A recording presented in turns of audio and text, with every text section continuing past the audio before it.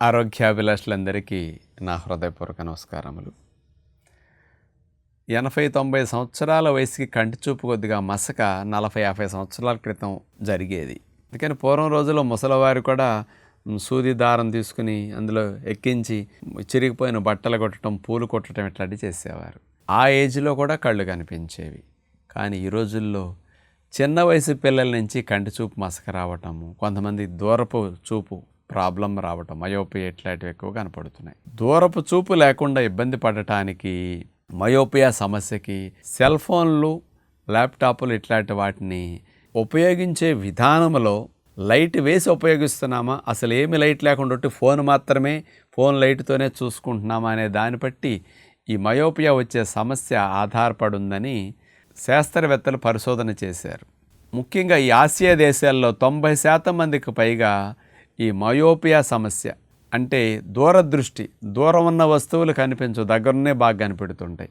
ఇట్లా ఎవరికైనా దూరం ఉన్న మసకగా బ్లర్గా కనిపెడుతున్నారంటే దాన్ని మయోపియా సమస్య అంటారు. దాన్ని హస్వదృష్టి సమస్య అని చెప్తుంటారు తెలుగులో అయితే.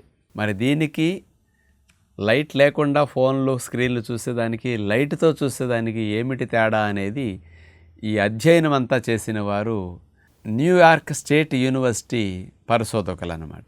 మామూలుగా మనం సెల్ ఫోన్ కానీ, స్క్రీన్లు కానీ చూసి దాంట్లో ఉండే అక్షరాలు కానీ, అంకెలు కానీ ఇట్లాంటి వాటిని గమనిస్తూ చూసేటప్పుడు మన కంటి పాప ఏదైతే ఉందో ఆ చిన్న వాటిని గమనించటం కొరకు కంటి పాప సంకోచించుకుంటుంది, కంట్రాక్ట్ అవుతుంది అన్నమాట.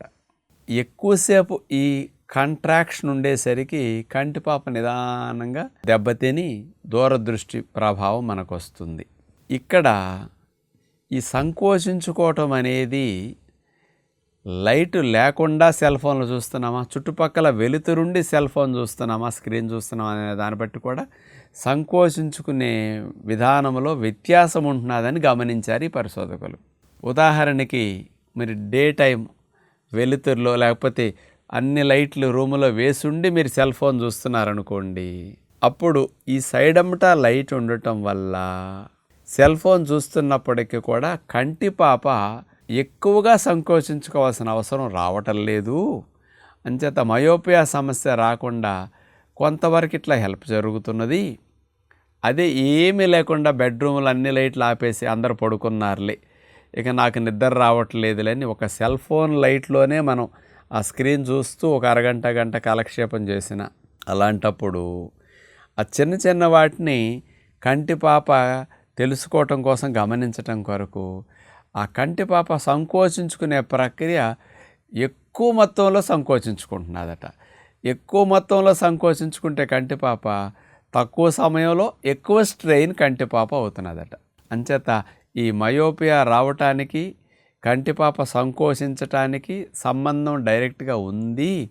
అందుకని లైట్ వేసుకుని ఉన్నప్పుడు, చుట్టూరు లైట్లుండి సెల్ ఫోన్ చూస్తున్నప్పుడు, డే లైట్లో సెల్ ఫోన్ చూస్తున్నప్పుడు వచ్చే రిస్క్ కంటే అసలు ఏమీ లేకుండా చూసే దానివల్ల సమస్య తీవ్రత ఎక్కువ ఉంది అని వీళ్ళ పరిశోధనలో రుజువు చేశారనమాట.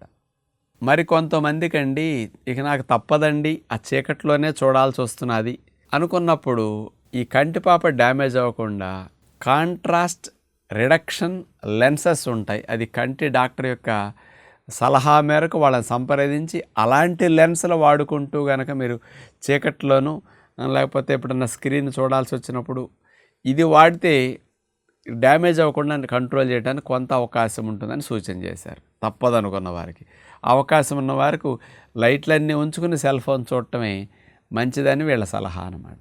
ఇలా కంటి చూపుని డ్యామేజ్ అవ్వకుండా మనం ఆ కంటి పాప కంట్రాక్ట్ అయ్యి ఓవర్గా స్ట్రెయిన్ అయిన దాన్ని తగ్గించడానికి వీళ్ళు చెప్పిన నియమాన్ని కొంచెం ఫాలో అవుతూ ఇంకొకటి 2 నియమాలు కనుక మీరు యాడ్ చేసుకుంటే మయోపియా సమస్య మనకు రాకుండా మనం మన పిల్లలను రక్షించుకోవచ్చు. అదేమిటో తెలుసండి, కంటి మీద మీరు జేబుగుడ్డ లాంటివన్నీ టిష్యూ పేపర్ కానీ తడిపేసి ఇటొకటి ఇట్లా రోజులో 2-3 సార్లు ఒక 5 నిమిషాల సేపు ఆ చల్లటి గుడ్డలు ఇక్కడ పెట్టండి. కంటికి వచ్చిన స్ట్రెయిన్ అంతటిని, ఆ కంట్రాక్షన్ వల్ల బిగించుకోవటం వల్ల వచ్చిన ఒత్తిడి అంతటిని ఈ చల్లటి గుడ్డలు తీసేస్తాయి. చన్నీళ్ళ స్నానం చేస్తే వేడి నీళ్ళ స్నానం చేసిన దానికంటే డబుల్ స్పీడ్లో మజిల్స్ రిలాక్స్ అవుతాయని సైంటిఫిక్గా రుజువు చేసినట్లే కంటి మీద చల్లటి గుడ్డలు ఫ్రిడ్జ్లో నీళ్ళని తడిపేసేసుకుని అట్లా పెట్టేసుకుంటే ఆ కూలింగ్ ఎఫెక్ట్కి కంటిపాప స్ట్రెయిన్ అంతా కంట్రాక్షన్ వల్ల వచ్చింది పోతుంది. అందుకని స్క్రీన్ టైం ఎక్కువగా ఉన్నవారు, సెల్ ఫోన్లు కానీ ల్యాప్టాప్లు ఎక్కువగా వాడేవారు రోజుకొక 3-4 సార్లు కుర్చీలో మెడ వెనక వాల్చేసి 2 చిన్న టిష్యూ పేపర్లు తడిపేసి అట్లా పెట్టేసుకోండి. అది చాలా మేలు చేస్తుంది అనమాట. ఇట్లా 3-4 సార్లు రోజులో కనుక మీరు ఒక 5-5 నిమిషాలు కేటాయించగలిగితే కంటి ఆరోగ్యాన్ని సంరక్షించుకోవచ్చు. కళ్ళు మంటలు, కళ్ళమ్మట నీళ్లు కారటం, కంటి స్ట్రెయిన్ మీరు ఆ చల్లటి గుడ్డ పెట్టిన తర్వాత చూసుకోండి ఎంత కంఫర్ట్గా మీకు అనిపిస్తుందో. చాలా ఫ్రెష్గా అనిపించడానికి కారణం లోపల వచ్చే కంటి లోపల ఉండే కండరాలను రిలాక్సేషన్ బాగా చేయటానికి, ముడుచుకున్నప్పుడు ఆ కండరాలే కదా అవన్నీ రిలాక్స్ అయిపోతాయి చల్లటి నీళ్ళకి. అందుకని ఆ పెయిన్ స్ట్రెయిన్ లేకుండా కంటి ఆరోగ్యం మెరుగవడానికి ఇది మంచిది. ఇక రెండవది, ప్రతిరోజులో beta carotene rich, anti oxidant rich foods ఎక్కువ తినాలి.